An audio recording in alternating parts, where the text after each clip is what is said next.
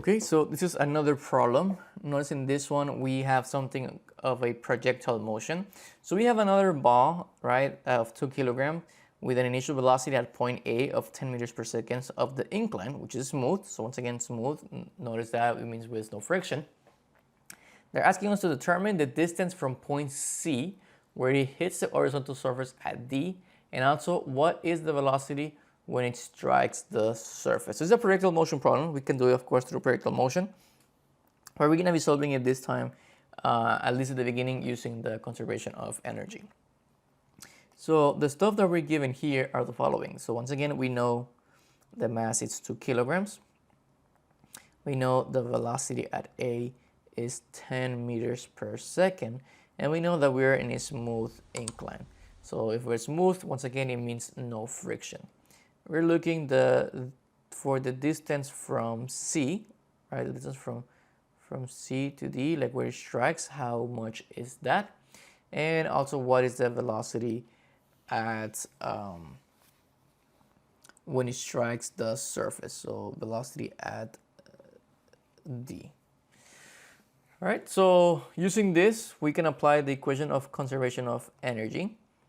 So notice we can do the equation from A to D. So kinetic energy at A plus potential energy at A, it equals to kinetic energy at D plus potential energy at D. If we establish once again right here that this will be our reference point, this will be our height equals 0 line, then notice that because A and D are at the exact same starting points, we can cancel out their potential right here. So canceling that out, that means that we have TA is equals to T at D, or kinetic energy, which then we see here 1/2 mass times VA square is equals to 1/2 mass times VD square. Because things do not change, mass, then we can have here that the velocity at A is equals to the velocity at D, which is then also 10 meters per second. So this ball strikes the ground with the same kinetic energy that it came out at point D when it strikes the surface. So that's what we can figure out right here, right? Whenever it strikes the surface, due to the conservation of energy, right? Because there are non-conservative forces, we're also not considering drag force. There's no drag force running here. If there was drag force, of course, then the velocity at the end would not be the same one that it had at the beginning. But in this case, we see through the conservation of energy that the velocities are, pretty much the same. All right, so now let's figure out what is the velocity once it becomes a projectile. Notice that it becomes a projectile right here at B, because the first part, they're going up a ramp, so it's not a projectile, it's still rolling up. But from B to D, it is a projectile. So in order for us to know, right, we can find the range, and out of those equations that we know, we need to figure out then the velocity. So let's just plug it in here to figure out then the range. Well, for the range, we know the equation. Once again, this is not a symmetric, so we got to use the whole range equation. So x at D, or the range at D, it's equals to x at B, the position at B, plus VV in the x direction times time. All right, so this is the equation that we need. We know, we can say also from here, we can say that is our 0, right? This will be 0, or you can count it from A, but since we're doing from B, we can see this is 0x, right? So 0, so we can clear that out. We do not know the velocity at B, and we do not know the time, but we can figure those out real quick. So if we do conservation of energy from A to B, so from A to B, we have TA plus VA is equals to TV plus VV. Once again, we can figure out this stuff. So we can clear out the potential energy at A because we know that it's at the floor. But we will still have the other information. So this will be 1/2 mass times velocity a squared equals to 1/2 mass times velocity b squared plus mass times gravity times the height at b. And notice we do have the height at b. It is given in the problem. That's 1.5 meters. We know VA and we just do not know BV. All right, so if we rearrange out of here and solve for BV, once again, notice the masses can be canceled out because they all have the same mass. So that's the neat trick about these kind of problems, because sometimes the masses are negligible.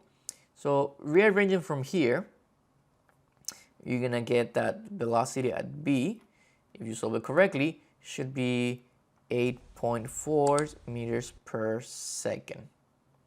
So 8.4 meters per second, that's the velocity at B. So now we do know this. I mean, we still gotta take it, the one at X. So we know the overall velocity here at V. But we gotta figure out, into its components, VVX or VVY. All right, so what is this angle? Well, that is easy trigonometry. Notice we're given 1.5. We have here 2 meters. We can do some trigonometry, and we can figure out that the angle theta is approximately 36.87 degrees. If you do tangent inverse of 1.5 divided by 2. It's not given the problem, but we found it through trigonometry, right? That's a triangle, pretty easy to do. You guys should know about it by this point. Okay, so doing that, we need to figure out then the time that it takes to fall. So for projectile motion, we know here then that the height at B is equals to, or the height at D is equals to the height at B plus BVY T minus 1/2 gravity T squared. Substituting here the values, we know the height at D is 0. We know the height at B, that is 1.5 meters, plus the velocity B, that is 8.4 times sine of the angle. So we'll keep it as theta, which you guys already know. And this is times time, minus 1/2, 9.81 meters per second square times T square. So if you rearrange, we'll get 0 equals to 1.5 plus 5.04 T minus 4.905 T squared.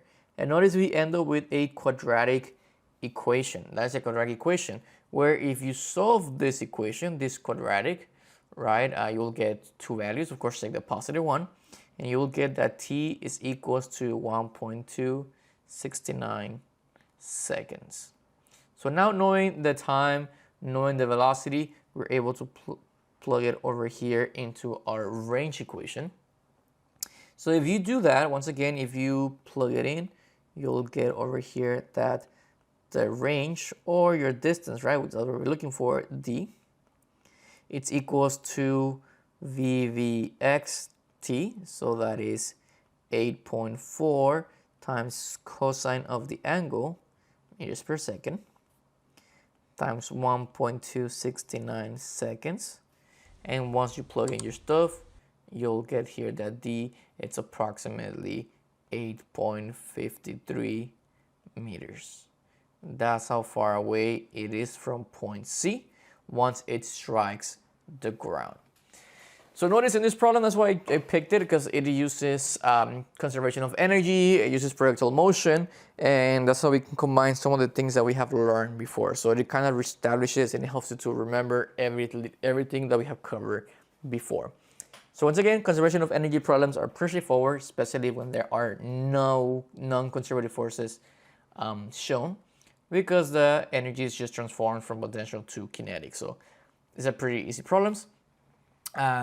this is pretty much, I think, where we have one more video on this one, and then the lecture will end for this topic. All right, see you in the next one.